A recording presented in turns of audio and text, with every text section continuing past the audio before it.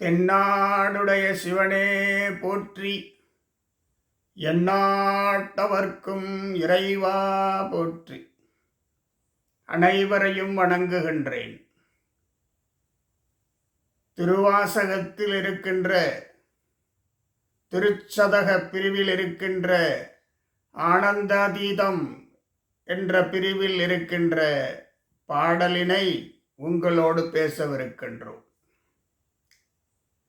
வானநாடரும் அறியொணாதனி மறையில் இருமுன் தொடரொணாதனி ஏனை நாடரும் தெரியொணாதனி என்னை இன்னிதாய் ஆண்டு கொண்டவா ஊனை நாடகம் ஆடுவித்தவா உருகி நான் உன்னை பருக வைத்தவா ஞான நாடகம் மாட்டுவித்தவா நைய வையக துடைய விச்சையே. இது பாடல். இந்த பாடல் மிகப்பெரிய வாழ்வியல் நெறிகளை நமக்கு உணர்த்துகிறது. முதல் 3 வரி சிவபெருமானை போற்றி பாடுவது. வான நாடரும் அறியொணாதனி, வானத்து விண்ணோர்கள் தேவர்கள் அறியொணாத நீ, அவர்கள் எளிதிலே உன்னை அறிந்து கொள்ள முடியாது. மறையில் ஈருமுன் தொடரொணாத நீ, மறையுமாய் மறையின் பொருளுமாய் நீ இருக்கிறாய். முழுமையான பிரணவ மந்திரத்தின் பொருளாக நீ இருக்கிறாய். பிரணவ மந்திரமாகவே நீ இருக்கிறாய். உன்னை தொடர்வது அவ்வளவு எளிதன்று. ஏன நாடரும் அறியதொணாத நீ, மற்றவர்களும் உன்னை அறிவதற்கு எளிதன்று. என்னை இன்னிதாய் ஆண்டு கொண்டவா. மாணிக்க வாசகர் சொல்லுகிறார், என்னை இனிமையாக நீ ஆண்டு கொண்டாயே இறைவா சிவபெருமானே. அடுத்த 4 வரிகள், ஊனை நாடகம் ஆடுவித்தவா. ஊன் நம்முடைய உடம்பு. நம்முடைய உடம்பு பிறந்ததிலிருந்து இறப்பு வரைக்கும் பல்வேறு கதாபாத்திரங்களை எடுத்து நடித்து கொண்டிருக்கிறது. அதை ஆட்டுவிப்பவன் இறைவன். ஊனை நாடகம், இந்த ஊன் பல்வேறு நாடகங்களை நடித்து கொண்டிருக்கிறது. அந்த நாடகத்தை மிக சிறப்பாக நடத்த வேண்டும் என்று சொன்னால் இறையருள் வேண்டும். குழந்தை, மாணவன், இளைஞன், குடும்பத் தலைவன், பிறகு தாத்தா, பாட்டி என்கின்ற பல்வேறு கதாபாத்திரங்களிலே இந்த மண்ணிலே நாம் சரியாக நடிக்க வேண்டியிருக்கிறது. அதைத்தான் ஊனை நாடகம் ஆட்டுவித்தவா. சிவபெருமான் தான் ஆட்டுவிக்கின்றான். ஆட்டுவித்தால் ஆரொருவர் ஆடாதாரே, அடக்குவித்தால் ஆரொருவர் அடங்காதாரே, ஓட்டுவித்தால் ஆரொருவர் ஓடாதாரே, உருகுவித்தால் ஆரொருவர் உருகாதாரே, பாட்டுவித்தால் ஆரொருவர் பாடாதாரே, பணிவித்தால் ஆரொருவர் பணியாதாரே.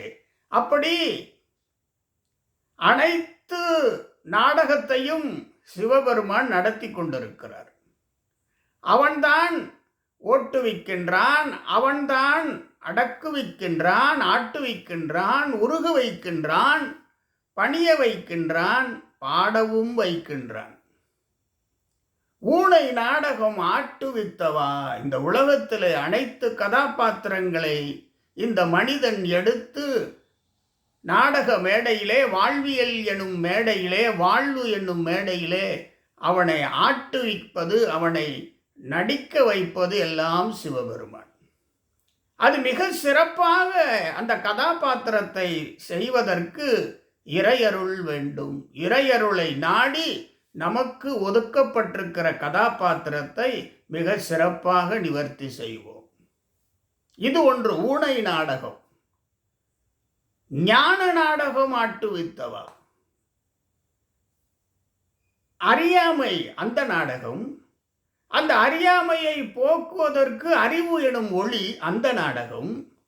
பொய் ஒரு நாடகம், அதை போக்குவதற்கு உண்மை என்பது என்ற ஞானம், இருளை போக்குவதற்கு ஒளி என்கின்ற ஞானம், இறைவனை தேடுவதற்கு கர்மயோகத்திலிருந்து ஞான யோகம் என்கின்ற ஞானம், மனிதர்களுக்கு திறமை என்கின்ற ஒரு மிகப்பெரிய சக்தி, அறிதல், அனைத்தையும் தேர்ந்து எடுத்தல், நன்றிது தேர்ந்திடல் வேண்டும் என்கின்ற சக்தி, இந்த ஞான நாடகத்தை எது சரி எது தவறு என்று சிந்தித்து முடிவு எடுக்கின்ற அந்த ஞான நாடகம், அதையும் ஆட்டுவிக்கின்றான் சிவபெருமான்.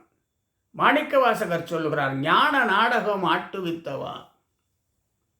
அறியாமையில் இருப்பவனை மிகச்சிறந்த தெளிவு பெற்றவனாக ஆக்கி வைப்பான். ஞான நாடகம் ஆட்டுவிப்பான். ஆட்டுவிப்பார், ஆட்டுவித்தால் ஆரொருவர் ஆடாதாரே என்று தேவார வரிகள் சொல்லும். அப்படி ஞான நாடகத்தை நடத்துபவன் சிவபெருமான். ஊனை நாடகத்தை நடத்துபவன் சிவபெருமான். ஊன் நாடகத்தை ஆட்டுவித்தவா, உருகி நான் உன்னை பருக வைத்தவா. சிவபெருமானே, உள்ளம் உருகி ஊன் உருகி உன்னை அடைவதற்கு என்னை ஆக்கி வைத்தவன் நீதானே. உருகி நான் உன்னை பருக வைத்தவா. அப்படி என்று மாணிக்கவாசகர் சொல்லுகிறார். ஞான நாடகம் எதற்கு? ஞான நாடக ஆட்டுவித்தவா நைய வையகத்து உடைய விச்சையே. இந்த வையகத்தின் மீது, இந்த உலகத்தின் மீது இருந்த முழுமையான பற்று நைந்து போகும்படி ஆக்கி வைத்தவா. அதுதான் ஞான நாடகத்தின் முடிவு. ஞான நாடகத்தின் முடிவு இந்த உலகத்தில் நாம் மேற்கொண்டிருக்கின்ற தேவையில்லாத பற்றுக்களிலிருந்து விலகி வருதல் ஞான நாடகத்தின் முடிவு. இது இந்த பாடலிலே சொல்லப்படுகிறது. நைய வையகத்துடைய விச்சையே.